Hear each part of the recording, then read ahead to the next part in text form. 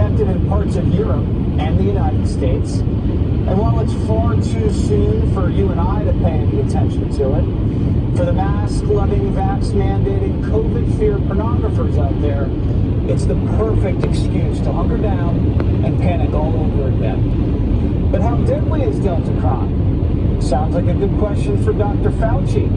He'd usually be the one rushing to the mics to answer, but no one's seen him for weeks.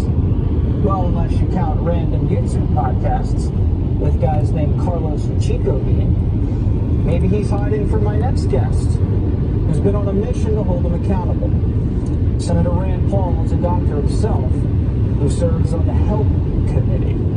So he's been laying low since Russia invaded. Where do you think Dr. Fauci's been, Dr. Paul? You know, I think he's afraid of the truth, which is that for the most part, our society and basically the world now has immunity to most of the strains of coronavirus. So, for example, if you do a test of the antibodies of people who live in America, about 95% of people have antibodies either to the vaccine or to the disease. That's why it's not affecting us as much as it used to.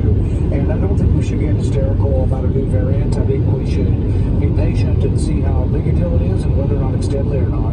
Yeah, so they didn't crush COVID. Basically, everybody got vaxxed or they caught COVID. Herd immunity actually was something that worked to that extent. So do you think that Dr. Fauci is going to escape justice after all of this carnage that we've seen in this country? And what have you had in store for him? Well, tomorrow we'll have a health committee meeting, and there'll be a bill presented, and I will present an amendment that will get a vote on eliminating Anthony Fauci's position. I think we should eliminate his position, divide it into three, and appoint 3 new directors that will be approvable by the Senate.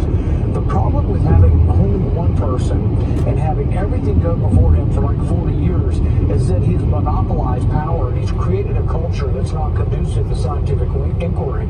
You need people who question. That's what science is about. It's about questioning and putting forth your hypothesis and then trying to prove it with experiments. But he's shown, Dr. Fauci and Dr. Collins have both shown that they'll get into the mud. If you don't agree with their political opinions, they'll go after you. That's why the last time I had an exchange with Dr. Fauci, we asked him about some emails between him and Dr. Collins. And in the emails, he says, let's do a dramatic takedown of 3 scientists who they disagreed with politically. Well, when a person like Dr. Fauci controls $5 billion worth of money, it's not good that we have a really petty tyrant who wants to take down the people he disagrees with. And that's not conducive to scientific inquiry. So it's long past time that we remove him from government. And I think really the power should be split up into 3 different positions. And then one person wouldn't have a monopoly of so much power that they could use against their enemies. So you're effectively firing him by eliminating his position and then dividing him into 3 different titles. And do you think the Democrats are going to go along with that? Well, we thought we could delay it or we could do it immediately, and somehow I just was pulled towards immediate. I think immediate is the best thing. So this immediately eliminates his position. I don't think we'll get any Democrats, but I think that the dam is breaking on the Democrat side. You see that they've extended the mask mandate for travel for another month. I'm also going to force a vote on the Senate floor on getting rid of the mask mandate on airplanes. But they only did it for a month this time because they're starting to see that nobody believes these masks work. When you see these old guys in the Senate, these old Democrats, finally listening to Biden without their mask on, but they want your 4-year-old to wear a mask, people aren't believing this anymore. And I'm like, why are you making my 4-year-old, who's not very likely at all to die from COVID, and an 80-year-old man who has all these risks, thinks he's safe enough now not to wear a mask? Why in the world are you making my kids wear a mask? The public is smarter than these people, and it's starting to show. I think it's starting to break their